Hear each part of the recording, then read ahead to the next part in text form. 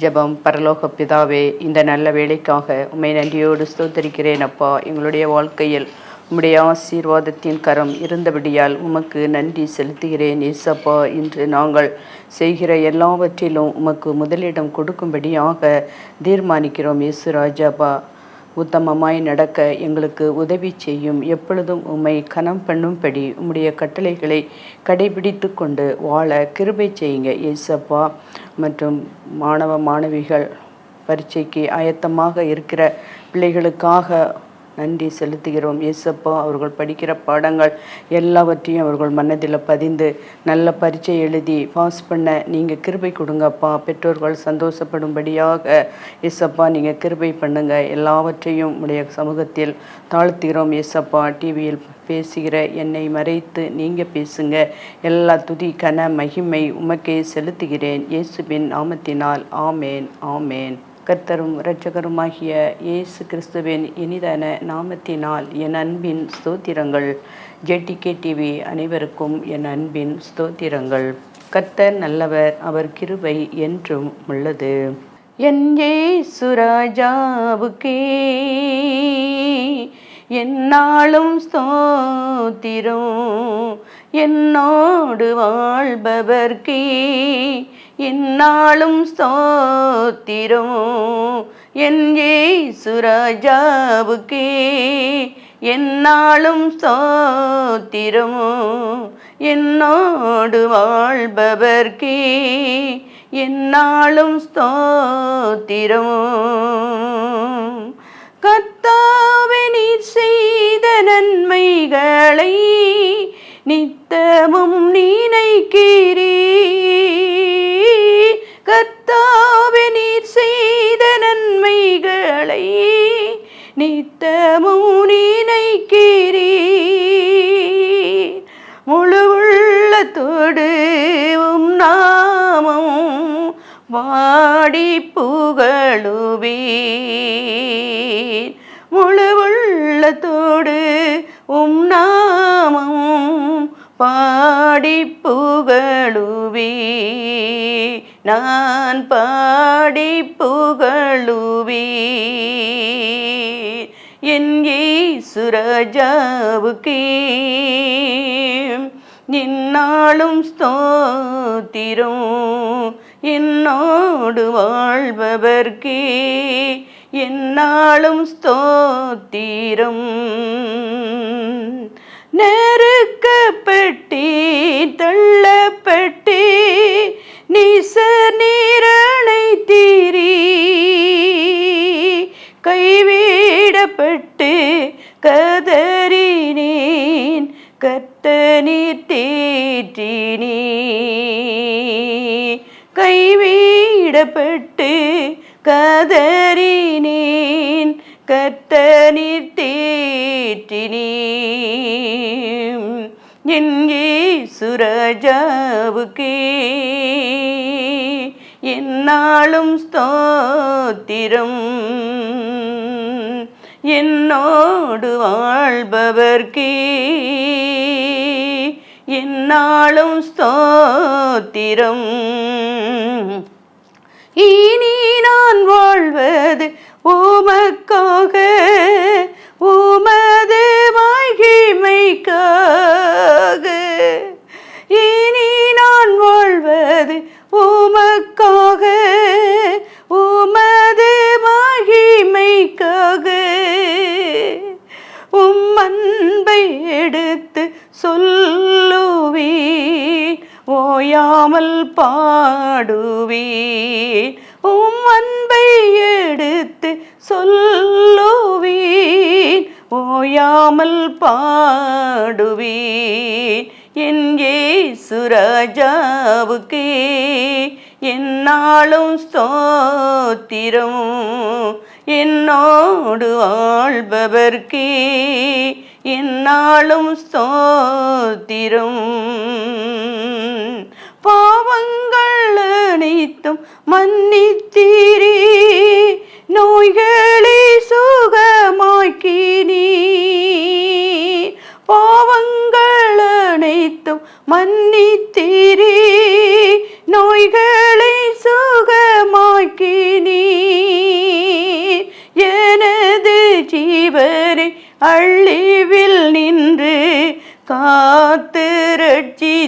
தீரே, எனது ஜீவனை அழிவில் நின்று காத்து ரட்சித்தீரே. என் இயேசு ராஜாவுக்கே என்னாலும் ஸ்தோத்திரம், என்னோடு வாழ்பவர்க்கே என்னாலும் ஸ்தோத்திரம். நாம் இன்று பார்க்க போகிற செய்தி ஆகாய் தீர்க்கதரிசி சரித்திரத்தை பற்றி பார்க்க போகிறோம். கர்த்தர் நல்லவர், அவர் கிருபை என்றும் உள்ளது. கர்த்தாவே சொல்லும் அடியேன் கேட்கிறேன். ஆகாய் தீர்க்கதரிசி புஸ்தகத்தை பற்றி பார்க்க போகிறோம். இஸ்ரவேல் மக்கள் ஆண்டவருக்கு விரோதமான அருவருப்புகள் பாவம் செய்ததின் நிமித்தமாக பாபிலோனுக்கு அடிமையாக சென்றார்கள். எரேமியாவுக்கு நீங்கள் 70 வருஷம் பாபிலோனுக்கு அடிமையாய் இருக்கிறீர்கள், பின்பு எருசலேமில் இருந்து புறப்பட்டு வந்து ஆலயத்தை கட்டுவீர்கள், ஆண்டவர் உங்களை விடுவிப்பார் என்று தீர்க்க தரிசனம் உரைத்தார். அவர் உரைத்த தீர்க்க தரிசனத்தின் படியே 10 வருடங்கள் முடிந்த பிற்பாடு பாபிலோன் ராஜ்யம் கவிழ்ந்தது. மேவிய பெர்சியர் அரியணைக்கு வந்து மேசிய பெர்சியர் ராஜ்யத்தின் ராஜாவாய் இருந்த கோரேஸ் ஆண்டவருடைய ஆலயத்தை எருசலேமிலே எடுத்து கட்டுவதற்கு கட்டளை பிறப்பித்தது. யூதர்களை விடுதலை செய்தார். சுமார் 50,000 யூதர்கள் பாபிலோனில் இருந்து எருசலேமுக்கு ஆலயத்தை கட்டுவதற்காக புறப்பட்டு வந்தார்கள். புறப்பட்டு வந்தவர்களுக்கு வெறும் கையாக அனுப்பவில்லை. ஆலயத்தை கட்டுவதற்கு தேவையான பொன், வெள்ளி, மீதம் உள்ள மற்ற மரங்கள் என்று அனைத்து பொருட்களையும் கொடுத்து உதவி செய்து அனுப்பி வைத்தார். அந்த கோரேஸ் மன்னன் கட்டுவதற்காக வந்தார்கள். உற்சாகத்தோடு ஆண்டவருடைய ஆலயத்தை, பலிபீடத்தை கட்டி முடித்தார்கள். முடித்த பிறகு சந்தோஷமாய் கொண்டாடும்படியாக பண்டிகை ஒன்றை ஏற்பாடு செய்து பண்டிகையை அனுசரித்தார்கள். பிறகு குற்றத்தில் இருக்கும் சத்துருக்கள் அவர்கள் மீது பொறாமை கொண்டு ஆலயத்தை கட்டுவதை முடக்கி போட்டார்கள். அதன் சோர்வினால் ஆலயம் கட்டுவதை நிறுத்தி விட்டார்கள். நாட்களும் சென்றது, மாதங்களும் சென்றது. அடிமைத்தனத்தில் இருந்து வந்த யூதர்கள் தங்கள் நோக்கத்தையே மறந்து விட்டார்கள். 16 வருடங்கள் கடந்து போயினது. தங்கள் வீட்டையே மாடி வீடாக, அடுக்கு மாடியாக கட்டி கொண்டார்கள். ஆண்டவருடைய ஆலயம் எடுத்து கட்டாமல் இருந்தது. அந்த நோக்கத்தையே மறந்து போனார்கள். எதற்காக அடிமையாக இருந்து விற்கப்பட்டோம் என்பதையும் மறந்து விட்டார்கள். அவர்கள் நோக்கத்தை மறுபடியுமாக உயிர்ப்பிக்கும்படியாக 2 தீர்க்கதரிசிகளை ஆண்டவர் எழுப்பினார். அதிலே ஒரு தீர்க்கதரிசி ஆகாய் தீர்க்கதரிசி, மற்றொரு தீர்க்கதரிசி சகரியா தீர்க்கதரிசி. இந்த ஆகாய் தீர்க்கதரிசி மூலமாக என்ன தீர்க்க தரிசனம் உரைத்தார், எப்படி அதை எழுப்புவதை ஏற்படுத்தினார். சரித்திரம் சார்ந்த புஸ்தகம்தான் இந்த ஆகாய் தீர்க்கதரிசி புஸ்தகம். ஆகாய் புஸ்தகம் 2 அதிகாரங்களை கொண்டது. 2 அதிகாரங்களின் 4 பிரசங்கம் மட்டுமே குறிப்பிடப்பட்டு இருக்கிறது. இந்த ஒவ்வொரு பிரசங்கமும் எந்த நாளில், எந்த மாதத்தில், எந்த வருடத்தில் பேசப்பட்டது என்று ஒரு டைரி போன்று, நாட்குறிப்பு போன்று பதிவு செய்யப்பட்டு உள்ளது. இந்த புஸ்தகத்தின் தனி சிறப்பு 1ஆம் பிரசங்கம் முதல் அதிகாரத்தில் பதிவு செய்யப்பட்டுள்ளது. 1ஆம் பிரசங்கம் தரியூர் ராஜா ஆட்சி செய்த 2ஆம் வருஷத்தில் 6ஆம் மாதத்தில் 1ஆம் தேதியிலே பதிவு செய்யப்பட்டுள்ளது. ஆண்டவருடைய வார்த்தை ஆகாய் என்னும் தீர்க்கதரிசிக்கு உண்டாகி யூதாவின் தலைவருக்கும் யூதாவின் ஆசாரியனுமாகிய யோசுவாவுக்கும் இஸ்ரவேல் மக்களுக்கும் ஆண்டவர் உரைத்தது என்னவென்றால், இந்த வீடு பாழாய் கிடக்கும் போது நீங்கள் மச்சி பாவப்பட்ட உங்கள் வீடுகளில் குடியிருக்கும்படியான காலம் இதுவோ. ஆகாய் 1 4 என்று பேசுகிறார். ஆண்டவர் ஆலயம் இடிபட்டு கிடைக்கும் பொழுது உங்களுடைய வீட்டை நீங்கள் மாடி மாடியாக அடுக்கு மாடியாக கட்டிக்கொள்வது எப்படி என்ற கேள்வியோடு தொடங்குகிறார். அதற்கு பின்பதாகத்தான் நீங்கள் திரளாய் விதைத்தும் கொஞ்சமாய் அறுத்து கொண்டு வருகிறீர்கள். நீங்கள் புசித்தும் திருப்தி ஆகவில்லை, குடித்தும் பரிபூரணம் ஆகவில்லை, வஸ்திரம் உடுத்தியும் ஒருவனுக்கும் குளிர் விடவில்லை. கூலியை சம்பாதிக்கிறவன் பொத்தலான பையிலேயே போடுகிறவனாய் அதை சம்பாதிக்கிறான். ஆகாய் 1 ஆலயம் கட்டுவதினாலே உங்களில் ஆசீர்வாதம் தங்குவது இல்லை என்று ஆகாய் தீர்க்கதரிசிக்கு உரைத்தார். அது மட்டுமல்ல, மலையின் மேல் ஏறி மரங்களை கொண்டு வந்து ஆலயத்தை கட்டுங்கள், அதன் பேரில் நான் பிரியமாய் இருக்கிறேன், அதில் என் மகிமை விளங்கும் என்று கர்த்தர் சொல்லுகிறார். இந்த வார்த்தைகளை கேட்டவுடனே ஜனங்கள் செவி கொடுத்தார்கள். செவி கொடுத்தது மட்டும் அல்ல, ஆண்டவர் அவர்களுடைய இருதயங்களை எழுப்பினதினாலே அவர்கள் எழுந்து ஆலயத்தை கட்டினார்கள். 2 பிரசங்கம். தரியூர் ராஜா ஆட்சி செய்த 2 வருஷம் 7 மாதம் 20 தேதியிலே பிரசங்கிக்கப்பட்டது. சாலோமனின் ஆலயம் மிகவும் பிரமாண்டமானதாக, மகிமை பொருந்தியதாக, பொன்னும் வெள்ளியும் வெண்கலமும் அலங்கரிக்கப்பட்டதாக பிரகாசமாக காட்சி அளித்தது. அந்த சாலோமன் ஆலயத்தை ஒப்பிட்டு பார்க்கும் பொழுது எடுத்து கட்டப்பட்ட இந்த ஆலயத்தின் மகிமை ஒன்றும் இணையில்லாததாக தோன்றியது. சாலோமன் ஆலயத்தை பார்த்த பெரியவர்கள் இந்த ஆலயத்தை பார்த்து மிகவும் அழகு கவலை இல்லாதவர்களாய் இருந்தார்கள். அவர்கள் கவலையை மாற்றி 2 பிரசங்கம் பிரசங்கிக்கப்பட்டது. முந்தின ஆலயத்தின் மகிமையை பார்க்கிலும் இந்த பிந்தின ஆலயத்தின் மகிமை பெரிதாய் இருக்கும் என்று சேனைகளின் கர்த்தர் சொல்லுகிறார். ஆகாய் 2 சகல ஜாதிகளால் விரும்பப்பட்டவர் வருவார், இந்த ஆலயத்தின் மகிமையையும் நிறைவேற பண்ணுவேன் என்று சேனைகளின் கர்த்தர் சொல்லுகிறார். ஆகாய் 2 இதன் அர்த்தம், சாலோமன் ஆலயத்தை விட இந்த ஆலயம்தான் மகிமை நிறைந்ததாக இருக்கும். எப்படி என்றால், ஆண்டவராகிய இயேசு கிறிஸ்து மனுஷ அவதாரம் எடுத்து இந்த ஆலயத்திற்குள்ளாக பிரவேசிக்க போகிறார். இதனால் இந்த ஆலயம்தான் அந்த ஆலயத்தை விட மகிமை நிறைந்ததாய் இருக்கும் என்று கவலைப்பட்ட எல்லாருமே ஆறுதல் சொல்லவும் முடியாத உன்னதமானது என்று பிரசங்கம் செய்தார். தரியூர் ராஜா 2 வருஷம் 9 மாதம் 24 தேதி பிரசங்கிக்கப்பட்டது. இந்த பிரசங்கம் சற்று வித்தியாசமாகவே ஆண்டவர் ஆகாய் தீர்க்கதரிசி மூலமாய் ஆசாரியர்கள் இடத்தில் கேள்வி கேட்கும்படியாக தொகுக்கப்பட்ட பிரசங்கம்தான் இந்த 3வது பிரசங்கம். ஆகாய் தீர்க்கதரிசி ஆசாரியர்களை பார்த்து கேட்ட கேள்வி, நீங்கள் பிணத்தை தொட்டுவிட்டு அது தீட்டாகுமா என்று கேட்டார்.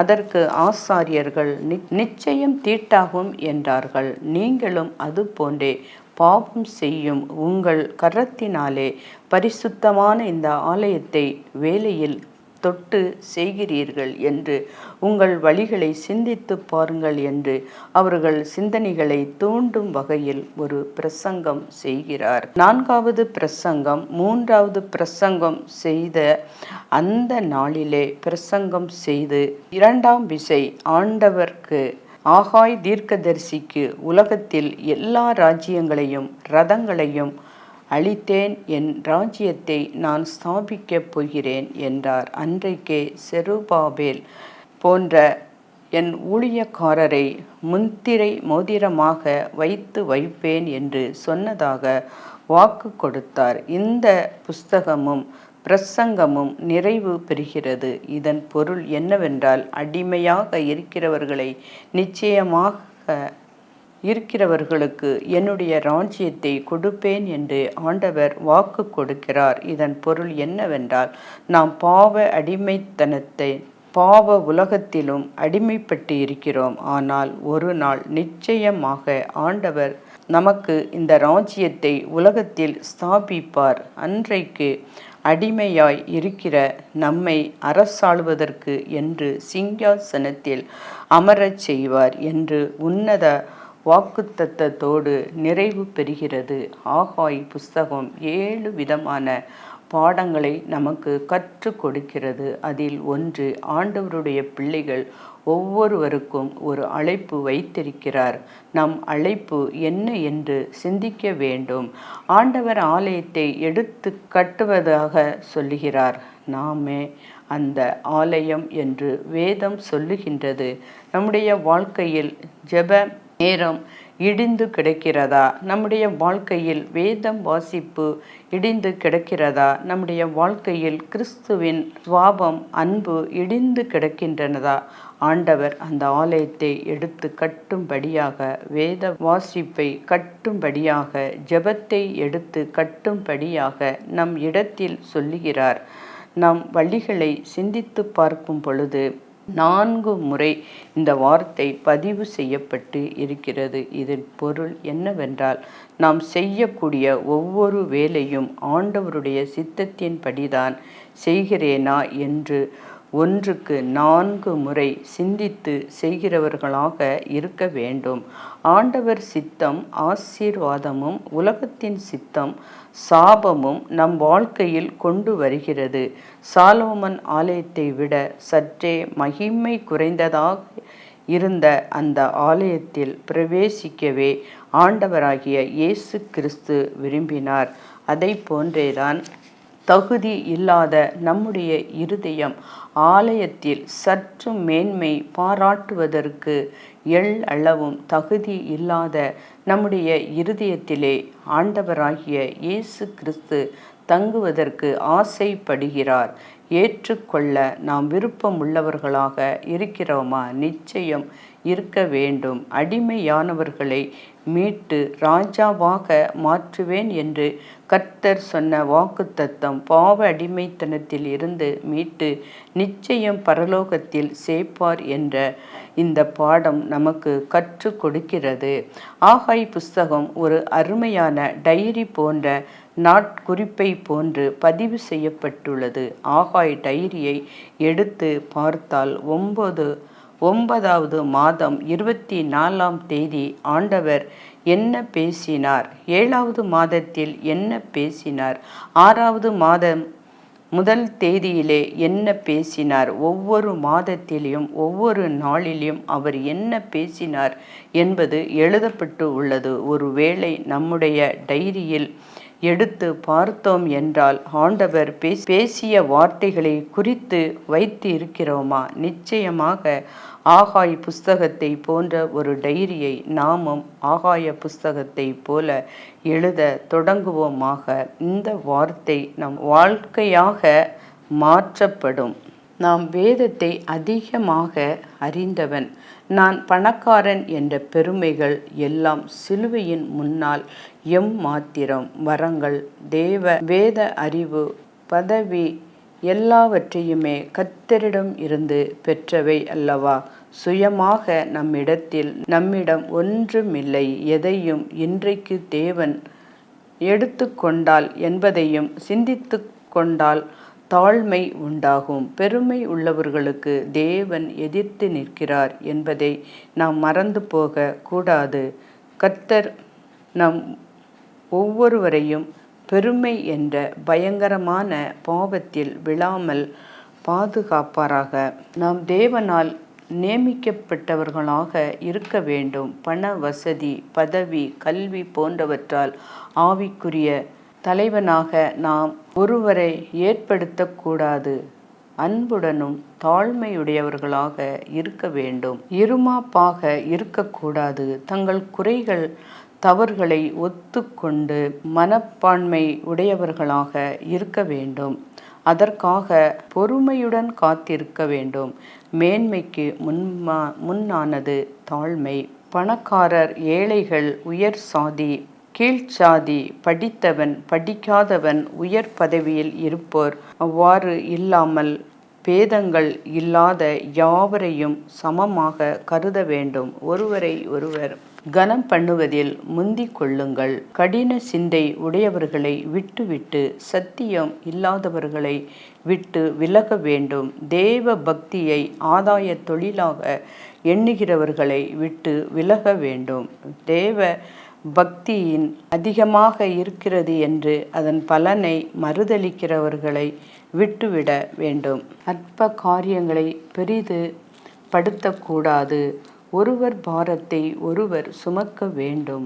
அன்பு திரளான பாவங்களை மூடும். தேவன் மீது தேவனுடைய வசனத்தின் நிமித்தம் வாஞ்சையாய் இருப்பது அரிதாக காணப்படுகிறது. நம்மை தேடி வரும் சோதனைகளை விட நாமாகவே சோதனைகளை உருவாக்கி விடும்போது அது மிகுந்த மனவேதனையை கொண்டு வரும். சில விசுவாசிகளும் ஆடம்பரமாக வாழ ஆசைப்பட்டு பேங்கில் அளவுக்கு அதிகமான கடன்களை வாங்கி திரும்ப செலுத்த வழி தெரியாமல் வேதனைப்படுகின்றனர். அதைவிட கொடூரமானது வட்டிக்கு பணம் வாங்கி ஆடம்பர பொருட்களை வாங்கி குவிப்பது. கர்த்தருடைய வேதம் வசனம் கூறும் ஆலோசனையை பாருங்கள். போதும் என்கிற மனதுடனே கூடிய தேவ பக்தியே மிகுந்த ஆதாயம். எல்லாருக்கும் பொதுவாக வரும் சோதனைகள்தான் உலகில் பிறந்த அனைவருக்குமே வரக்கூடிய சோதனைகள் பாவம் என்று வேதவசனம் கூறுகிறது. ரோமர் 3:23 படி எல்லாரும் பாவம் செய்து தேவ மகிமையை அற்றவர்கள் ஆனோம் என்று கூறப்படுகிறது. பாவத்தின் சம்பளம் மரணம் என்று கூறப்படுகிறது. மரணத்துக்கு தப்பியவர் யாரும் இல்லை. இயேசுவை போல நானும் மரித்து 3ஆம் நாளிலே உயிரோடே வருவேன் என்று சொன்ன பலர் தோல்விகளையே கண்டார். கிறிஸ்துவே மரணத்தை ஜெயமாக விழுங்கியவர். மரணம் ஏழை பணக்காரன் என்று பார்த்து வருவதில்லை. அழகானவர்கள் அழகு அற்றவர்கள் என்று பார்த்து வருவதில்லை. படித்த மேதைகள் பாமரர்கள் என்றும் பார்ப்பது இல்லை. பிறந்த குழந்தை வயோதிபர் என்றும் பார்ப்பதில்லை. நாட்டை ஆளும் மன்னராக இருந்தாலும் மண்வெட்டி பிடித்து பிழைக்கும் சாதாரண கூலி வேலை செய்பவராக இருந்தாலும் அது வந்தே தீரும். கர்த்தருடைய வார்த்தை பாவத்தின் சம்பளம் மரணம் என்பதே மட்டும் அறிவிக்கவில்லை. இன்னொரு வழியும் அது காண்பிக்கிறது. அது என்ன வழி? அதுதான் கர்த்தர் அருளும் கிருபை வரம். என்னிடத்தில் விசுவாசமாய் இருக்கிறவனுக்கு நித்திய ஜீவன் உண்டு. மெய்யாகவே மெய்யாகவே உங்களுக்கு சொல்லுகிறேன், கிறிஸ்துவின் வருகையின் நாளில் நிறைவேறும். இயேசுவானவர் மரித்து பின்பு எழுந்திருந்தார் என்று விசுவாசிக்கிறோமே, அப்படியே இயேசுவுக்குள் நித்திரை அடைந்தவர்களையும் தேவன் அவரோடே கூட கொண்டு வருவார்.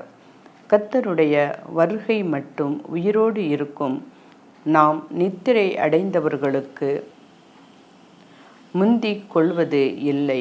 ஏனென்றால் கர்த்தர் தாமே ஆரவாரத்தோடும் பிரதான தூதருடைய சத்தத்தோடும் தேவ எக்காலத்தோடும் வானத்தில் இருந்து இறங்கி வருவார். அப்பொழுது கிறிஸ்தவருக்குள் மரித்தவர்கள் முதலாவது எழுந்து இருப்பார்கள். பின்பு உயிரோடு இருக்கும் நாமும் கர்த்தருக்கு எதிர்கொண்டு போக மேகங்கள் மேல் அவர்களோடே கூட ஆகாயத்தில் எடுத்து கொள்ளப்பட்டு இவ்விதமாய் எப்பொழுதும் கர்த்தருடனே கூட இருப்போம். கர்த்தருடைய வருகை மிக மிக சமீபமாக நெருங்கி வருவதை காண முடிகிறது.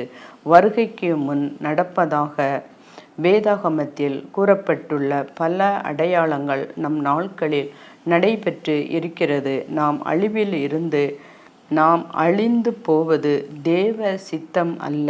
ஒருவரும் கெட்டு போகிறதற்கும் தேவ சித்தம் இல்லை. தேவ சத்தம் கேட்போம், தேவ சித்தம் செய்வோம், தேவ சமாதானத்தை சுதந்தரிப்போம். நாம் பரிசுத்தமாவதே தேவ சித்தமாய் இருக்கிறது. நித்திய ஜீவனை சுதந்தரிப்பதே தேவ சித்தமாய் இருக்கிறது. நாம் பாவத்தில் மரித்து பாதாளம் செல்லுவதும் தேவ சித்தமல்ல. நாம் கர்த்தருடைய கிருபையினால் பாவ மன்னிப்பை பெற்று மரணத்தையும் நரகத்தையும் வெல்வதே தேவ சித்தமாய் இருக்கிறது.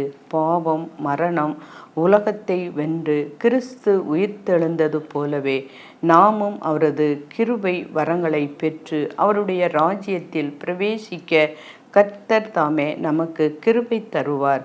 இம்மையிலையும் மறுமையிலையும் கர்த்தரோடு நாம் வாழும் பொழுது நாமும் பரிபூரண சந்தோஷத்தையும் சமாதானத்தையும் அடைந்து கிறிஸ்துவின் வாக்குத்தத்தங்களை சுதந்தரிக்க கர்த்தர் நமக்கு கிருபை தருவார். நித்திய ஆக்கினைக்கு தப்புவதற்கே கிறிஸ்து தன் இரத்தத்தை சிலுவையில் சிந்தினார்.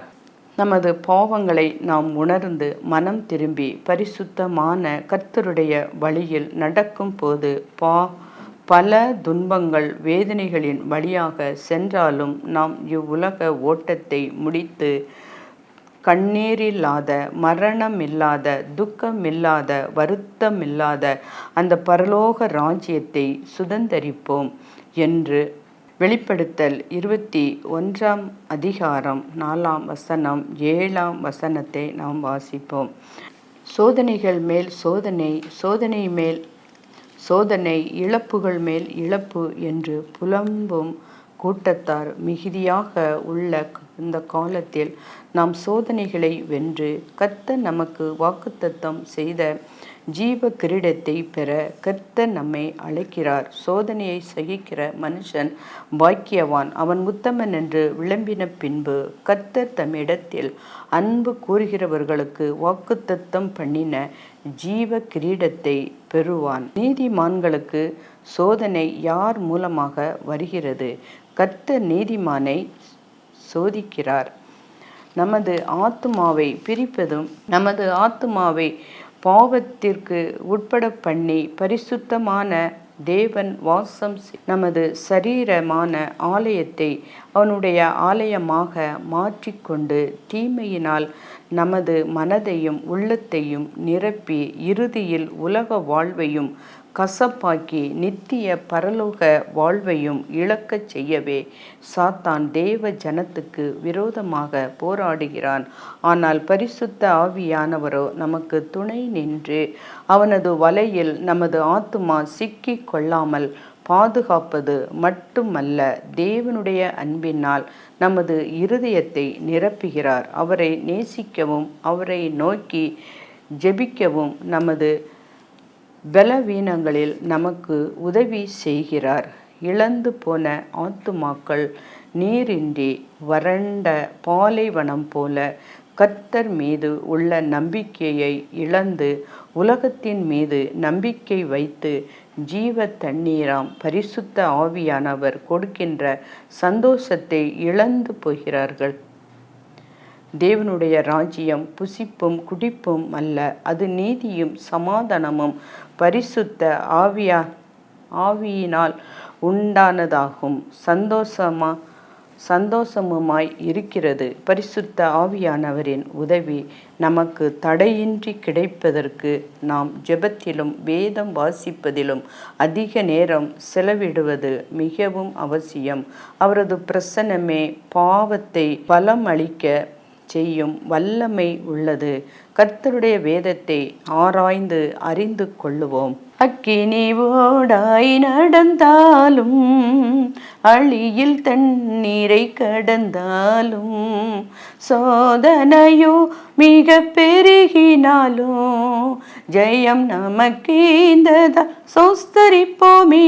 அற்புதமே அவர் நடத்துதலே, ஆனந்தமே பரமானந்தமே, நன்றியால் உள்ளமே மிக பொங்கிடுதே. நாம் அல்லேலூயா துதி சாற்றிடுவே. நன்றியாலுள்ள மிக பொங்கிடுதீனாம் அல்லேலூயா துதி சாற்றிடுவோம். கர்த்தர் நம் அனைவரோடும் கூட இருப்பாராக. ஆமேன்.